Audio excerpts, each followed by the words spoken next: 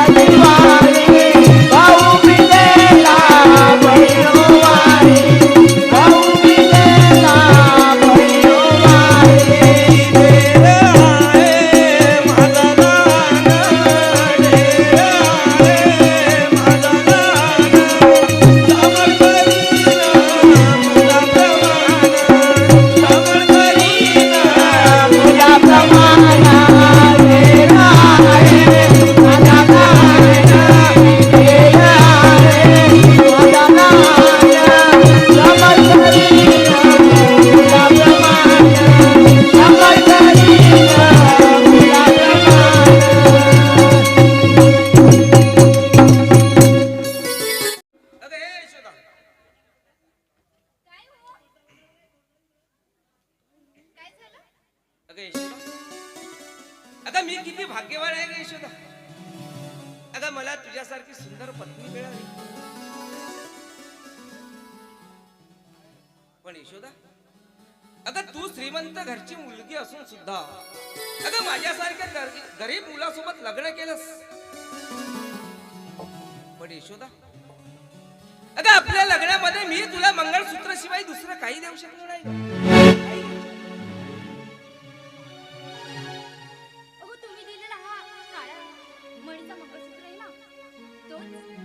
माझ्यासाठी खूप भाग्यवान आहे आणि खूप मौल्यवान आहे.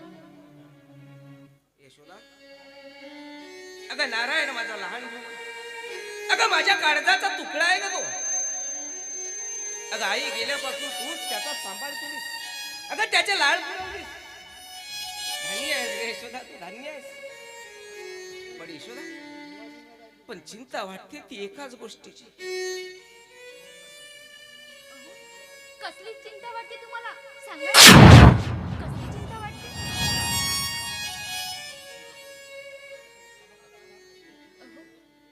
अहो, माझा माझा हा प्राण आहे ना, तुमच्या सेवेशी हजर आहे.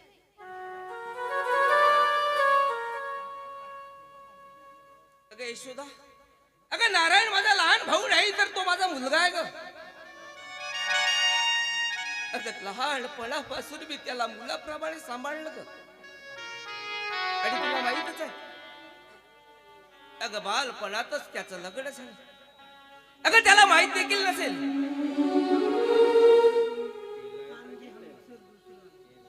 यशोदा, अगं आता तो 18 ते 20 वर्षाचा झाला ग. अगं त्याची पत्नी सुद्धा वयात आली असेल. आणि ती जर आली ना या घरात तर तिला सांभाळून घेशील की नाही, अगं याची चिंता वाटतोय मला.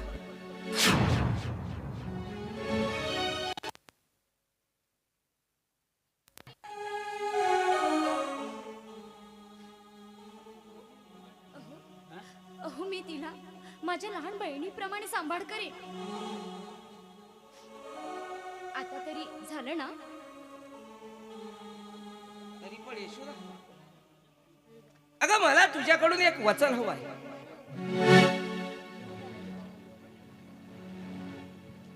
काय हो, माझ्यावर विश्वास नाही का तुमचा? जर तुम्हाला विश्वासच नसेल ना माझ्यावर, तर देते मी तुम्हाला वचन. तसं नाही का यशोदा?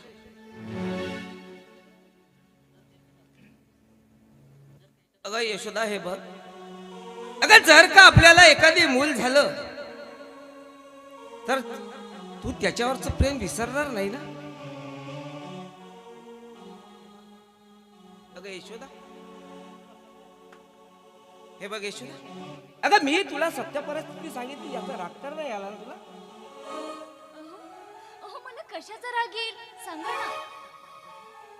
हे बघा, पतीची आज्ञा पाळणे हाच पत्नी धर्म असतो.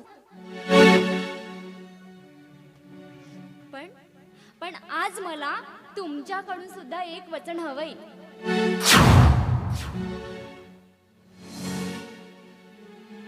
अगं यशोदा, अगं माझी जरी ऐपत नसली ना, तरी तू मागशील ते मी द्यायला तयार आहे बघ.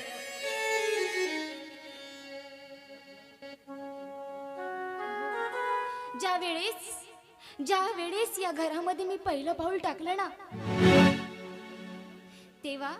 तेव्हा माझ्या मनात कशाचाही मोह नाही. नाही चांदीचा, नाही सोन्याचा. हे बघ यशोदा, अगं तू जे मागशील ना ते मी द्यायला तयार आहे बघ. तर मला वचन द्या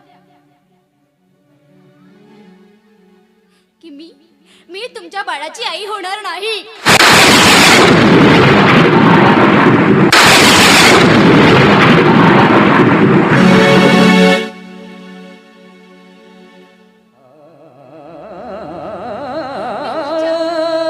मी माझ्या स्वतःच्या बाळाला जन्म देणार नाही.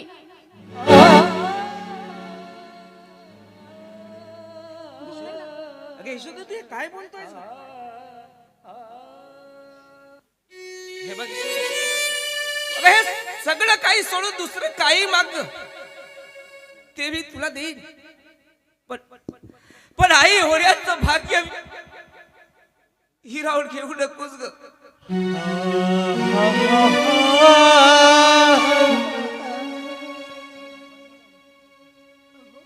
अहो, मी तुम्हाला वचन देते.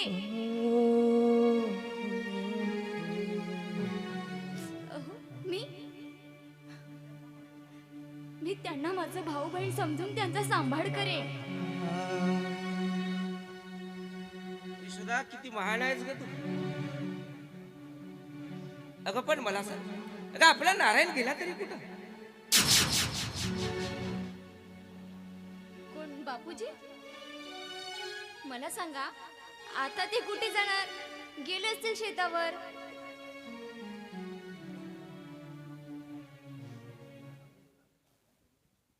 यशोदा, आता खूप काळजी घेतोस का आपल्या नारायणची? नाही अगं, असाच आपला संसार सोन्यासारखा फुलू दे आणि सगळ्यांना समजून घे.